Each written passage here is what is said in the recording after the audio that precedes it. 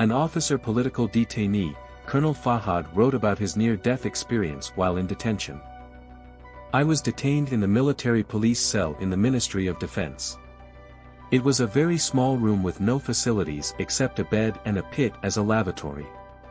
There was a small window. 2 guards were assigned to me, one of them lived in a small faraway village and was always on duty. With time, he began to sympathize with me.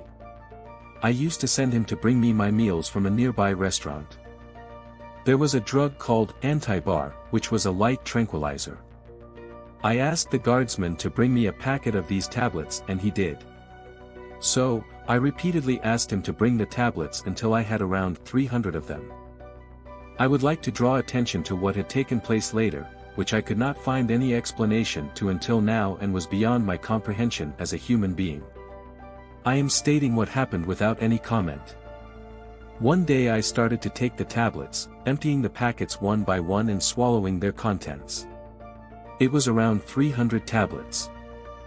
I started to experience dizziness, pain in the stomach, and my vision was distorted.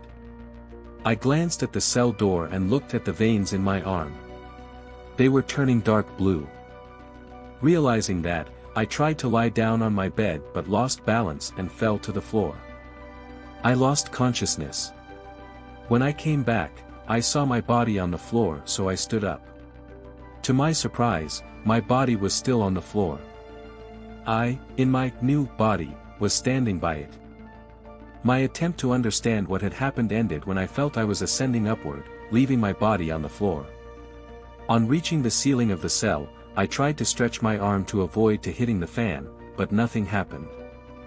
The fan kept rotating. My body kept ascending upward past the ceiling, and was climbing up in the sky vertically. Looking down, I saw the Ministry of Defense buildings. Then I passed through the layers of clouds over the city of Baghdad and was in the clear blue sky. All of a sudden, I saw 2 men in bright white robes. One man was taller than the other was. One of the men raised his hand and my ascending stopped. The man made a gesture to me to go nearer to him. Without thinking, I moved towards the beings until he signaled with his hand for me to stop. I was neither afraid nor disturbed. I did not feel cold or hot, I had only had a feeling of tranquility. One of the men asked me, "Why did you do what you did? Don't you know that getting rid of your life is not your right?" I replied, "I am very sorry. I was tired, and couldn't take any more in my solitary confinement." While I was answering, I tried to see who they were but couldn't. The same man said, "We are satisfied with you now, we are going to forgive you of what you did and return you to earth. Do not do what you did again." He went on to say, "Look, do you know any one of these?" I understood that he wanted me to turn around and look, which I did. I saw 11 men standing near me with their backs towards me. I said, "I do not know any of them because I don't see their faces." The man signaled and 3 heads turned to face me. I recognized President Abdul Salam Arif, and the one standing beside him was his bodyguard Abdullah Majid, and the third was Abdul Latif al-Daraji. The man told me, "You were supposed to be with them but we forgave you. Now we are sending you to your world, the earth. As for these 11, they will leave your world and come to us in 2 days' time." Once again, he gestured with his hands and the 3 heads turned. He asked me, "Do you know why we have forgiven you?" I replied, "No." Then he said, "Look toward earth." I saw a MiG-L7 jet fighter flying low in the Barzan region and heading toward the rocks on the road where Kurdish rebels were. The rebels were forcibly gathering women and children, threatening them with their weapons to stay close to them. When the MiG fighter flew low towards them, the women and children were screaming with horror. Mothers were hugging their babies and children were trying to hide under women's clothes, terrified. It was a very horrifying scene of the fear from death. The MiG passed over them without firing at them. The plane returned and then I realized it was my aircraft. It was me, defying orders to attack. The man said, "We want you to see with your own eyes the humane deed you did. Do not panic. The plane did another pass over them without attacking and headed towards its base in Kirkuk. I saw the faces of the women and children wondering what had happened, and the same on the face of the rebels.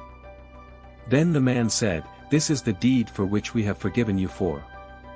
You will descend to the earthly world. That was a great humane deed. Now before you return, do you want to inquire about anything before you are sent back?" I replied, "Yes, I have some questions to ask." "What is time to you? Is it like what scientists like Einstein say it is?" He replied, "We here have no time like you have. It does not exist." "How old are you?" My answer was, 30 years. He then said, again, "Look down." I saw my mother putting her newly born baby, me, to bed and standing by her an Indian doctor. All that was in Basra city in 1934 on March 13th. Then I saw my entire life passing before my eyes. He said, "You just saw your own life in less than a fraction of a second, which for you was 30 years. Do you have anything else to inquire about?" I asked, "Will there be war between us and the Jews, and what will the result be?" He told me, "Yes, shortly it will take place and you will lose." He pointed his finger down for me to look. I saw Israeli aircraft taking off from their bases and heading for the Sinai Desert and the Suez Canal, flying very low. Then they were bombing Egyptian bases, destroying the aircraft on the ground. It was the 1967 war. I was horrified and asked the man, "Why don't you help us to avoid such catastrophe?" He replied, "No, because you were a great nation and you were fragmented. You were people killing each other while scattered in 90 different locations with no unified language. They got together, unified themselves against you. They had one cause and they succeeded. If you want our cooperation, you have to unify your nation and go back to the time when you were a great nation. Unify under God and pray to Him as much as you can." I asked, "Can I tell my folks of what I saw so they can be careful?" He told me, "Yes, but nobody will believe you, because you only saw a small part of the future and you are living in the past. They will not comprehend the future. You and your people are living in the past and cannot comprehend the future." Then he said something. I couldn't quite understand or realize what it meant. "We saw your world being created from the beginning. Then we saw it going into transformation, and then we saw it ending.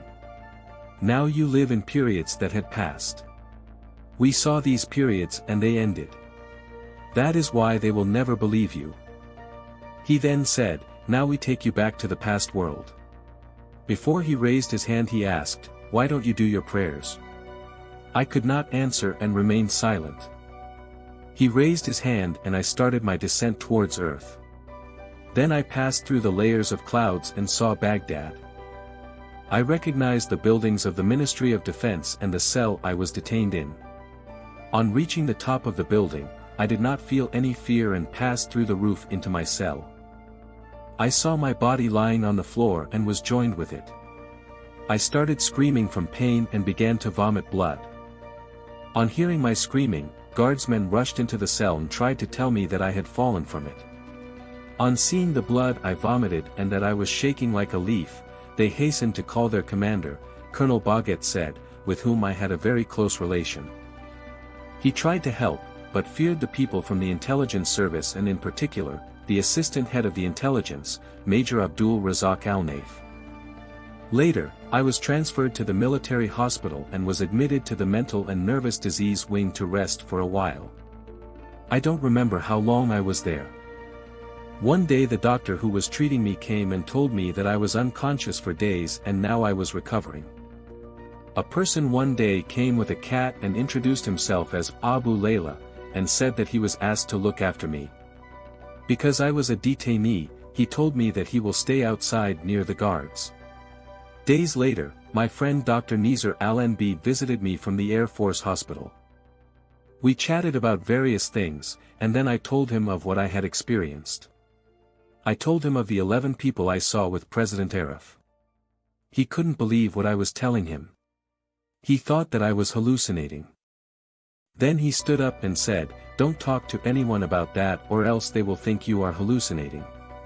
He then left the room muttering, "Illusions and hallucinations." On my third day at the hospital, Abu Layla came in to have a chat. He said, "I am very cautious about befriending the talking beings, meaning humans." He said that he preferred animal friendship. Then he told me about a helicopter crash that killed President Arif and his entourage. I received the news with bewilderment, remembering the man with white robe who told me that no one would believe what I had experienced. On the day following the helicopter crash, Dr. Nizar dropped in to see me. While he was with me, Abu Layla came in carrying my breakfast tray, with his cat following behind him. Dr. Nizar asked who he was and how come he was taking care of me while I was still a detainee. My reply was, "I don't know." At first I thought he was from the security service and then thought he was civilian hospital employee assigned to help me. Dr. Nizar said, "Please tell me frankly and in detail what you told me 2 days ago. I want to listen to all the details." I responded telling him, "If you intend to harm me, I had suffered more than enough of that in torture and abuse. In our previous meeting you were disturbed, annoyed, and thought that I was hallucinating and had illusions. Now what are you going to accuse me of, conspiring? I shall not repeat what I told you before. I cannot tolerate imprisonment or torture or any other punishment." He started swearing by mighty Allah that he came with honest intentions saying, "Please, tell me once more what you told me before." As I said, "I will never repeat what I said before and that is final." Maybe I was imagining all that. He was silent and left. The prison authorities demanded that I be returned to my cell now that I had fully recovered. Orders came to that effect. Before leaving the hospital, I went to thank Abu Layla and bid him farewell. He was sitting by a fountain with his cat. I bade him farewell and told him that I was going to visit him after my release from prison. He replied, "You will be released shortly, but you will not find us," pointing to his cat.